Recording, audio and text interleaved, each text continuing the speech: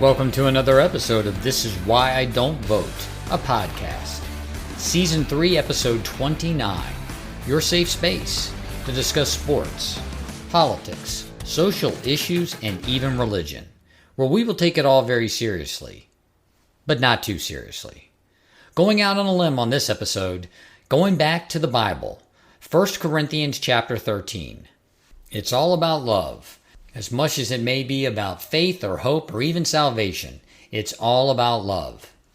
Please like, subscribe, thumbs up, review the podcast if you will, send to friends, enemies, colleagues, contemporaries far and wide.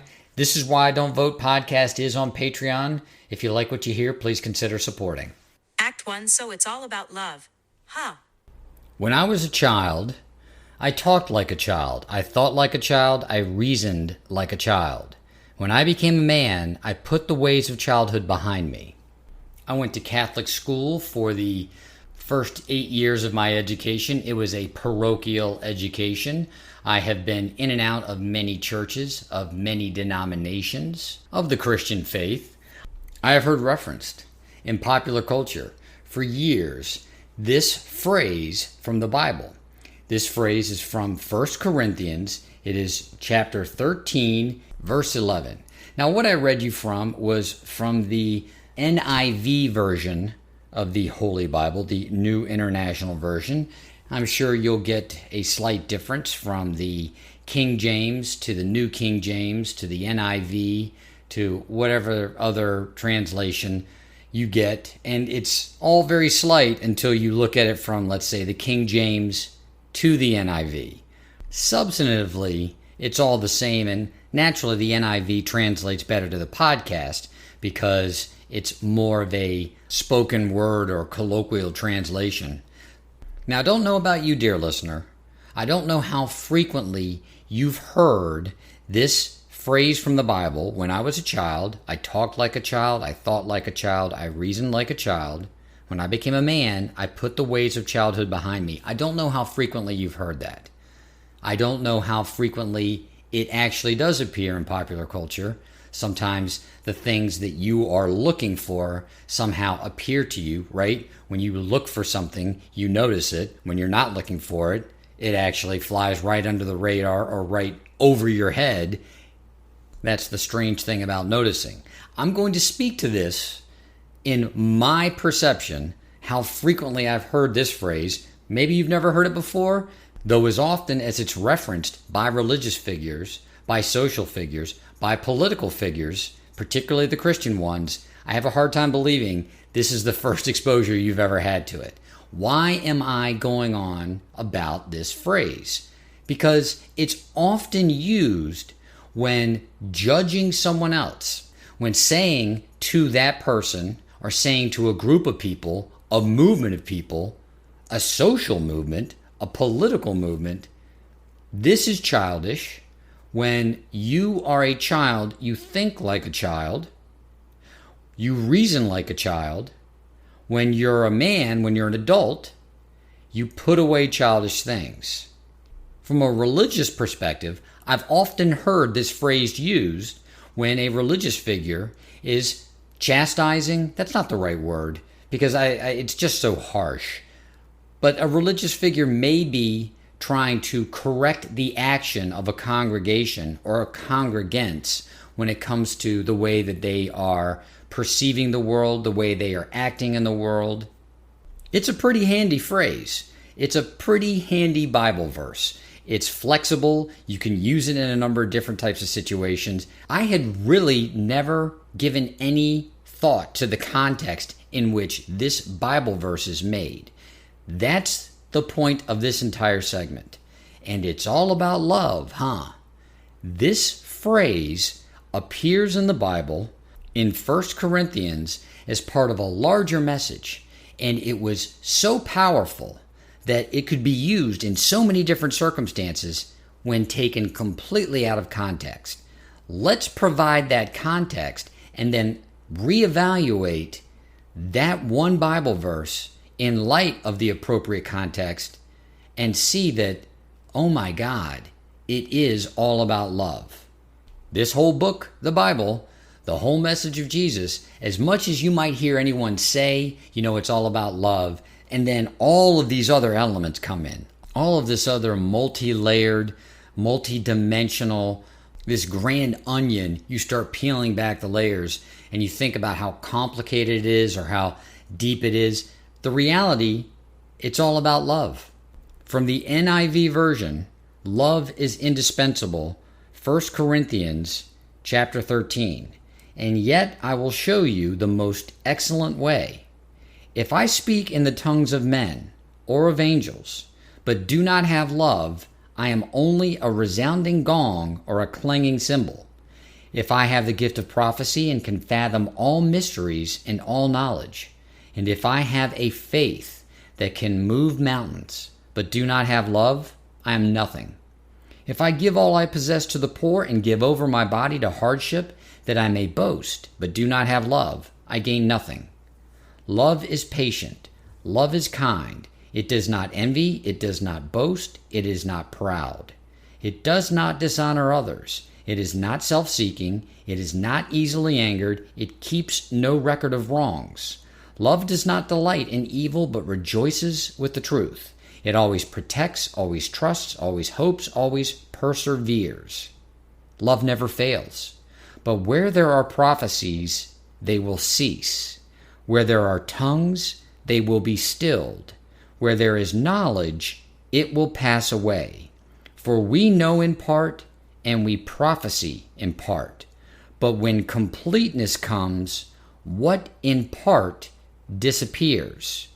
When I was a child, I talked like a child, I thought like a child, I reasoned like a child. When I became a man, I put the ways of childhood behind me. For now we see only a reflection as in a mirror. Then we shall see face to face. Now I know in part, then I shall know fully, even as I am fully known. And now these three remain, faith, hope, and love. But the greatest of these is love. Let that sink in a little bit, dear listener. The first time that I read it, it smacked me across the face. It's one of those things, one of those types of epiphanies, that aha moment where you realize after reading some of the passage, you're like, oh, wait a minute, I recognize that one Bible verse that's part of this longer, more intricate, deeper passage, deeper chapter. It's hard when you're reading the Bible, when you're talking about the Bible, to state with a level of certainty, this is what passage A means, this is what passage B means, here's what the overall message is. That's what we want.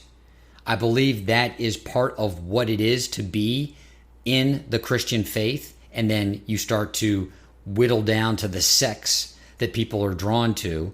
They like the message that is being provided by the different churches, the different leaders in those churches. This is pretty clear to me. I wanted to express as much in the podcast. I wanted to be able to have others hear what I had to say to see whether or not they agreed. But it hit me so hard, it was such a realization that I had to express as much, even if some of you are listening to this and saying he's completely wrong about his interpretation. What is it that we are doing when we are children, that we are talking like children, thinking like children, reasoning like children? Well, let's place it in the context of the very chapter that this Bible phrase appears in. What are we doing? Oh, we are prophesizing. Where there are prophecies, they will cease. What are we doing? We're running our mouths. We're talking. It's the pundit culture. It's this cynical culture, this critical culture. Sports, politics, social issues, and even religion. We've got these critical, cynical pundits in each one of those realms, and they are making a ton of money in this industry of punditry. Yet, where there are tongues, they will be stilled. The last one really got me, and this is where it really hit me, because I'm a person, you've been listening to this podcast, you probably come to this conclusion, I'm not the dumbest guy in the world, and I can communicate a little bit. And I like to communicate much of the information that I've come across, that I've tried to put together over the course of my life in this podcast. And yet, here we are talking about reasoning like a child as part of this one Bible verse. Where there is knowledge, it will pass away. And that really hit me.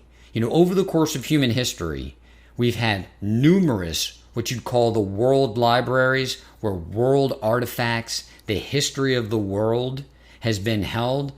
And you've seen these places be destroyed by natural disasters, invading armies. Accordingly, the path of human progress is not this straight line up, and it's not even a 45-degree angle up. It's this jagged line that looks like a stock chart, right? It goes up, it goes down, it goes up, it goes down. But generally, the path of that line over the course of a long enough period of time is up. And yet, there are circumstances that we can think of, fundamental to who we are as human beings. You look at the planet. It's very likely that over the course of thousands of years, many civilizations, many cultures knew that the planet was round.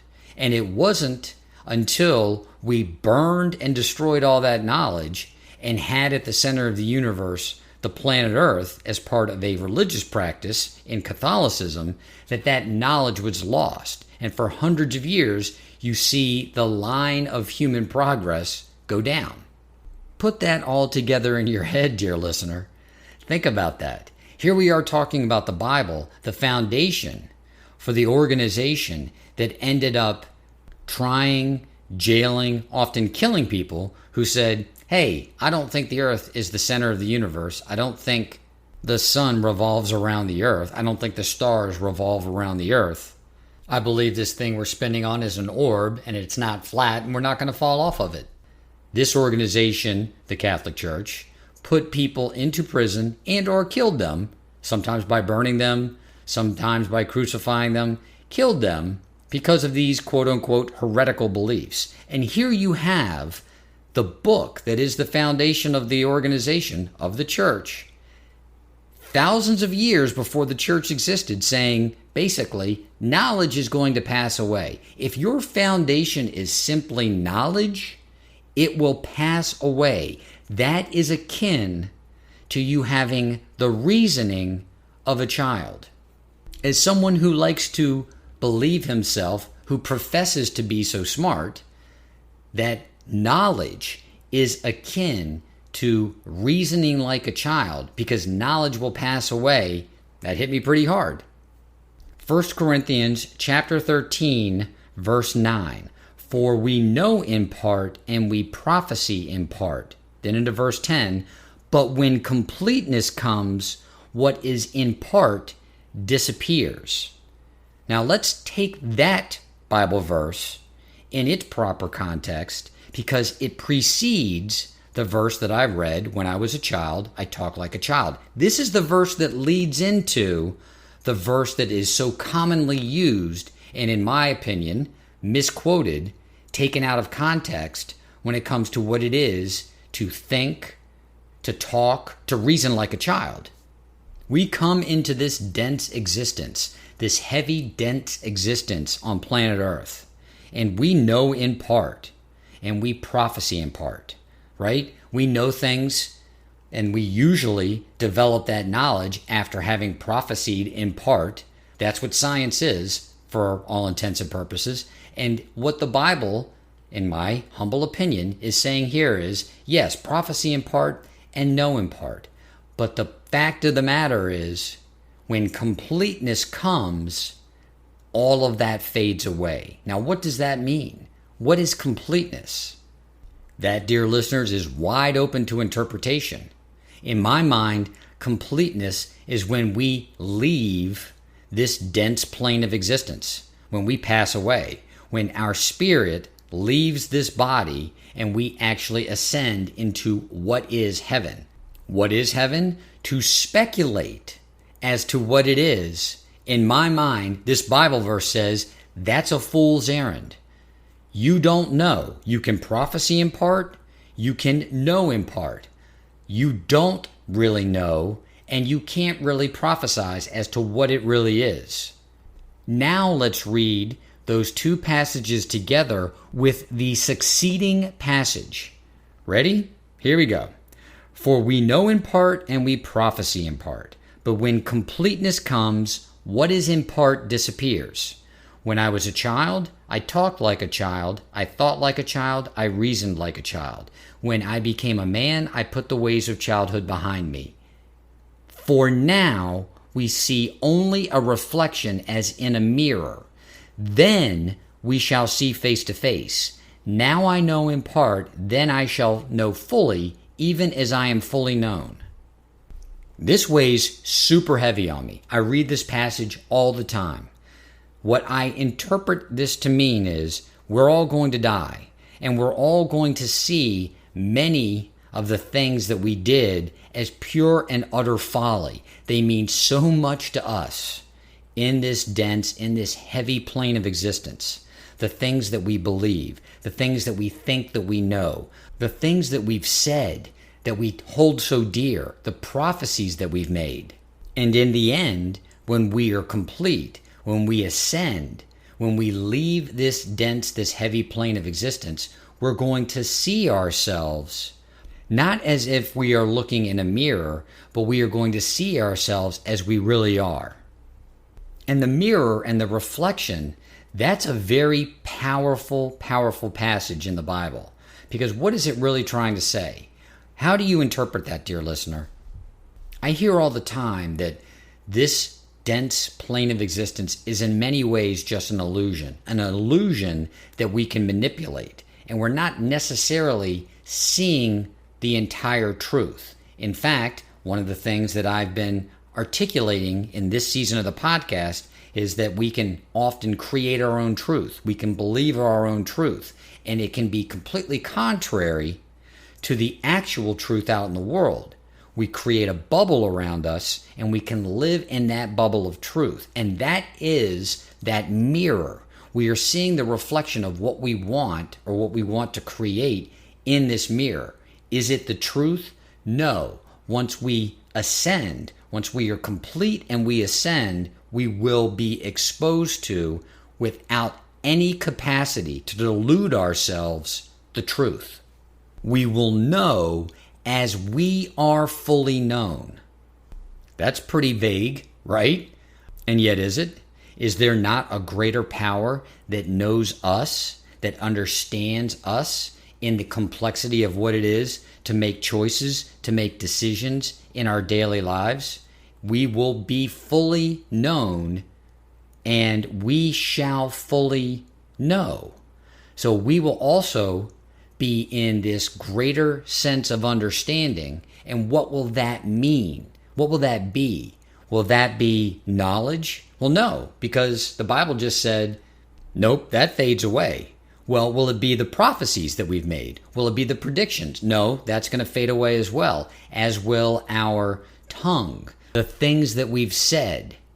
And in a larger extent, you could say it's the things that we've done when you reference back to chapter 13, verse 3, if I give all I possess to the poor and give over my body to hardship that I may boast but do not have love, I gain nothing.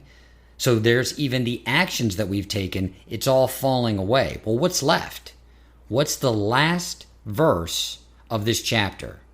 1 Corinthians chapter 13, verse 13. And now these three remain. This is us in our state of completeness, having been separated from, or very likely having been freed from, predictions, right? That's prophecies, from knowledge, from science and likely wisdom, from the things that we've said and done. What's left? What's left is what is completeness. And now these three remain: faith, hope, and love. But the greatest of these is love. I've been going to church pretty faithfully since I got back from Costa Rica, having sat with Mother Ayahuasca 2 years ago. This podcast is the anniversary of the conclusion of the Aya ceremony that I went to 2 years ago. Now, it doesn't correspond to the podcast that I did 2 years ago because, of course, I got COVID and got trapped in Costa Rica. But we are at the anniversary of that experience for me. And here I am. I've been going to church. I've been involved in spiritual practices. I've talked to a number of different types of people. I've had some of the people in the quote unquote woo community, which is probably what you'd say is outside of the spiritual realm of Christianity, Judaism, and Islam, and more into a metaphysical spiritual practice. You get a lot of people talking about love, but it's often overshadowed by faith and hope, by these messages surrounding faith and hope. And yet the Bible is very clear. Your hope is nothing compared to love, and your faith is nothing compared to love. You can have in the things that you do hope or faith, and if you don't have love as well, then they're useless. What comes through me, what has been coming through me, is just the way the Christian community can often overlook what is the fundamental, the building block of faith. Not of their faith, of faith, period. Reread what I just read to you, 1 Corinthians chapter 13, or re-listen to this segment. Listen to the power of the words. If you don't have love, you don't have anything. Everything else pales in comparison. The foundation of many of these churches, if it's not built on love, it's built on nothing. In light of what we just read, would you not qualify or categorize many of the people in, you call the Christian community, the religious, the social, the political, as resounding gongs? Because clearly their words, their actions, their knowledge, and their prophesizing not rooted in the foundation of love. And who is most guilty of that? It's me. It is me. I'm often in my ego and outside of any foundation of love. And I'm not being judgmental on myself. This is the test that is being a spiritual human being. This is the reason why it's easy now for me to say Jesus Christ had no sin. Go and read the Bible. You could say, well, I don't believe in it. I don't believe it's an accurate portrayal and blah, blah, blah. Okay, but even within the realm of the story, here's a guy who did everything out of a place of love. Even when he's turning tables over in the temple, he's doing so out of a place of love, because the people who want to go and worship in the temple are being deprived of that opportunity over money. Or, to the extent that they can still afford to do so, they're basically compromising their economic security in order to meet what they believe is God's expectation of them. You don't believe in it? Even within the realm of the story, here's a guy who shows all of these different types of people love that they feel, that they believe in once they're in his presence. Go out and try to do this. It's not easy.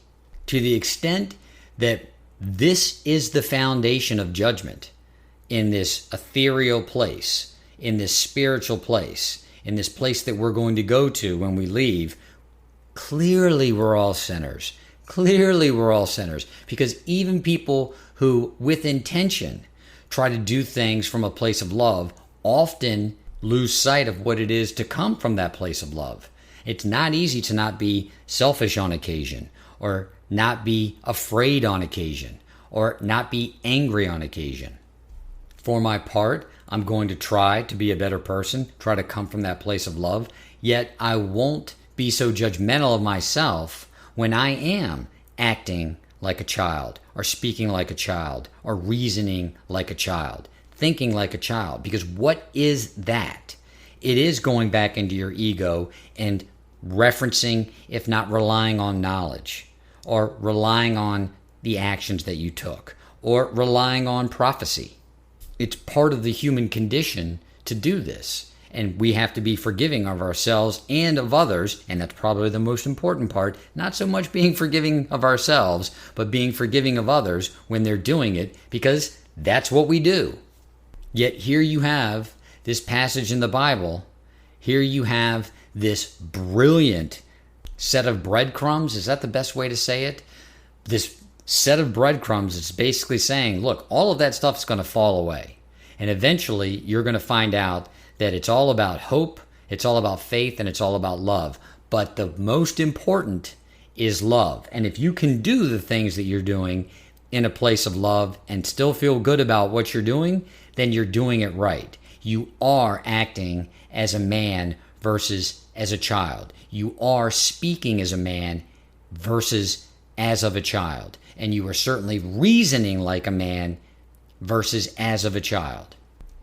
That is what I endeavor to do. And if nothing else, dear listener, if you've made it this far, hopefully if you hear this Bible verse that you've heard so many times in so many different contexts about speaking like a child or acting like a child, reasoning like a child, then putting childish things away, you'll have the proper context that it's all about love. And if the person speaking to this Bible passage, if this person trying to make a point using this Bible passage does not appear to be in that vibration, that frequency of love, it will be that much easier for you to dismiss it altogether.